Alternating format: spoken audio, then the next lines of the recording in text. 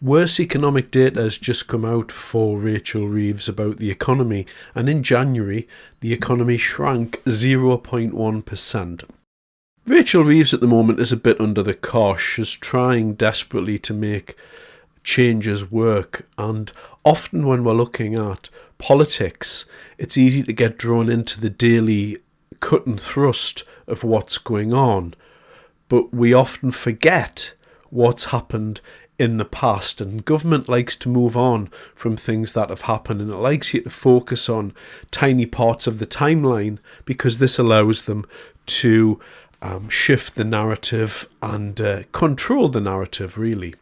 So just as a little reminder of what happened on the last budget, what Rachel Reeves did at the last budget, and that may help us to understand what's going on at the moment and help us to look at what's going to happen in the future moving forward from here, regardless of the tinkering that the government is going to do at the edges. So the last budget. What did Rachel Reeves do in a brief summary? Well, she changed national insurance contributions, and so from the 6th of April, it's coming up very soon, the rate of employers' national insurance contributions went up 1.2% to 15%, and the rate or the level at which employers start paying national insurance dropped from £9,100 to £5,000, so pulling more people in. And what was the effect of this? Well, this basically means that to employ someone, it costs more money. What does this do? This kind of puts a freeze on employment and prevents businesses from employing people where they may have been inclined to do so before. And the government estimated that this was going to raise over £25 billion by 2030. What else did she do? Well, she changed capital gains tax, and for a lot of you out there, you may say, oh, well, capital gains tax, what's that? That's rich people buying and selling assets, and how much tax they pay on it. I don't really care about that. And that may well be true, but however, when you do tax rich people, or people who buy and sell assets, then what they tend to do is move abroad. And so this is one of those taxes where you have to be very careful, because when you're levying taxes onto people, they tend to make actions which go against that. And in the main, there was a little bit of a change from the higher rate of capital gains from 20 to 24%, but the real change was in the lower rate. So if you were a lower rate taxpayer and you kind of enjoyed buying and selling assets, then you paid an extra 8%, and that juices those people even more. Other things that she did, she changed inheritance tax, she changed stamp duty. All of these things have effects on people, and people do say, well, if you've got plenty of money and there's a bit more inheritance tax, what does that matter? Well, it does matter. It matters to people. It matters what you leave to your children, and this puts an extra strain on the economy. And with regard to the stamp duty, there was an extra rate of stamp duty. So additional homes, they rose from 3 to 5%. And again, you'll say, well, I don't own a second home. Why does this affect me? Well, if you're going to repeatedly punch rich people in the nose, guess what? They don't like it, and they'll move to a more tax efficient area, or stop trading in the way that you want them to, or in the way that they're doing at the moment. Another big change as well, and you've probably seen this, is on private school fees, and that's a whole other area about how this socialist left-wing government is seeking to destroy elite education, and they want everybody to be funneled into the same meat grinder. And again, that's another argument, but big changes there. Now, mixed in with all of these changes, and it needs to be borne in mind that most of the things that we've just discussed were employers, the people that employ people to work, the people that provide jobs, capital gains, taxing rich people when they dispose assets, taxing rich people when there's an inheritance, when they die, etc., increasing inheritance tax, increasing the costs for buying and selling additional homes, and private school VAT. So all of these, you may say, again, just to repeat that, none of these things affect me, they only affect rich people. That may be the case, but what ends up happening is there's a reduction in tax take, because what happens is rich people either move or they start doing other things which don't attract the same amount of tax. And at the same time as this all is happening, we've got public sector workers received an increase in pay of between 4.75% and 6% in this financial year. So everyone in the public sector, they got a nice juicy pay rise. And of course, public sector jobs are increasing as time goes on. They're at about 44% of all jobs coming up to. And so this is an increasing burden that we have to bear on the state itself. And so really, all of those public sector people, they received a nice juicy pay rise, particularly as you've seen in the news, the train drivers, etc. Now, another thing that Rachel Reeves is thinking about is, again, attacking people with a little bit of money. So she's considering cash ISAs now. So reducing the amount that somebody can take from a cash ISA. So what that means is if you've got an interest savings account, it's tax exempt. So you might have been saving into that account for some amount of time and you're in retirement and you're drawing down some money from that each year in order to live. Well, if you take more than $4,000, then the government's going to tax you on your savings when you take it, which is lovely of them.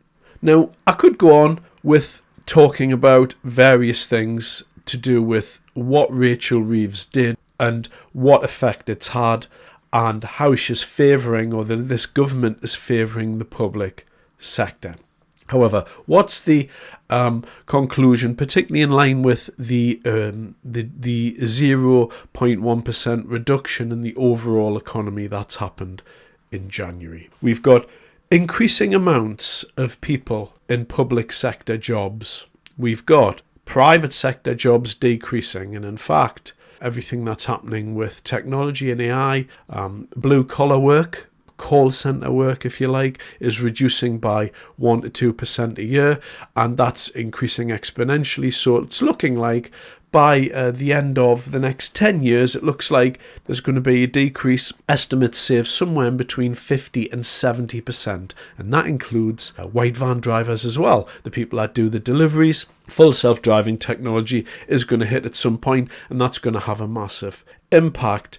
We've also, of course, got North Sea oil issues, red ed, as they say, with his climate agenda. There's 200,000 jobs at risk with regard to the North Sea oil. We've got the car industry. We're going to see really well-established brands, manufacturers, go under within the next couple of years, leading to job losses as the Asian car market just produces far cheaper cars because they're not bound by climate targets. So we've got multiple vectors happening here. Welfare's at its highest level ever. People on sickness benefit is increasing every year. GDP capita per head is falling every year. So is our standard of living on it. And, as the years progress, the state of the country is going to get worse due to the lack of jobs for both unskilled and skilled workers. And the size of the state is increasing every year. We've also got increased spend on illegal migration and migration generally, and there's a raft of other things, to do with government spending, quangos, the whole thing is just completely out of control. So what does this all mean? Is it going to be Mad Max? Is society just going to degenerate into, pestilence and crime, and is it going to be a dog-eat-dog society? Well, no, it's not. If you're in the top 50%, you're going to be all right for a couple of decades. If you're in the bottom 50%, well, that's going to be a little bit different for you. You're going to be squeezed. And so we're entering into a different time now. And essentially, if you look at our current government, what they're doing is they do a lot of hand-wringing and posturing, particularly on the world stage. They're very bothered about foreign policy, while we appear to have a rat infestation developing in certain parts of the country. And what the government are doing here with these little announcements, they're tinkering at the edges. Rachel Reeves is saying, well, let's just increase this tax now. I'll take a little bit from over here and I'll take a little bit from over there, and I'll just do these things. Right now, we need bold blue sky thinking. We need a revolution in how we think about the role of individuals in society and how we're going to pay for things, how this is all going to happen. And what are the conversations that are happening at the moment? We're talking about public sector pay rises, or do we tax an extra 2% on this, or do I take this, or shall I stop people saving here, and all of this. This is 20th century thinking. The world is changing extremely quickly. We're moving into a different era altogether. Yes, there's still going to be jobs. However, the way that the economy is structured, the way that governments are structured, why would we even believe that government is going to continue on in its current structure? Surely, like everything else, government is going to be in a decentralized way. You just have to look at the economy generally. The largest accommodation company in the world doesn't own any property. The largest transportation company in the world doesn't own any vehicles. The largest retailer in the world doesn't make any products. You see where all of this is going? Everything is moving in this direction, including government, including money. And right at the moment, we've got a chancellor here, a socialist chancellor, without any doubt. They're focused on the private sector, and they think they're being clever by taxing and spending. The only country in the world that can tax and spend is America, because they have the global reserve currency. There's a thing called the dollar milkshake theory, and what that is America can tax and spend because the dollar is used for the petrodollar. All oil is purchased, or most oil is purchased in dollars, and so they have the luxury of doing that. And Rachel Reeves has modelled herself on Janet Yellen, who was the person that was looking after the American economy up until recently. And so she believes that she can tax and spend, like all socialist governments do believe that. And right at this moment, right at this very moment, we are going to pay a massive price for what she's doing. There's no escape for Rachel Reeves. There's no headroom, there's no fiscal headroom, there's no little changes that you can make, particularly even with these welfare things that they're going to attempt to do. And this is going to be a media circus when this welfare stuff comes out, in the next couple of weeks with Liz Kendall. We've got all that to come yet.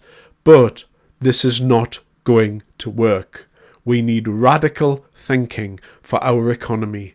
We need to look at things in a completely different way. We need to look at public sector pensions, public sector pay, private pensions, old people pensions. There's a massive pensions crisis. Everything is going down. Our debt is going up. And Rachel Reeves is tinkering at the edges, trying to get back what she destroyed in the last budget. And all of the tax measures that she put in place in the last budget, all of that extra money she's made is going to be destroyed by increased debt payments, because she doesn't understand.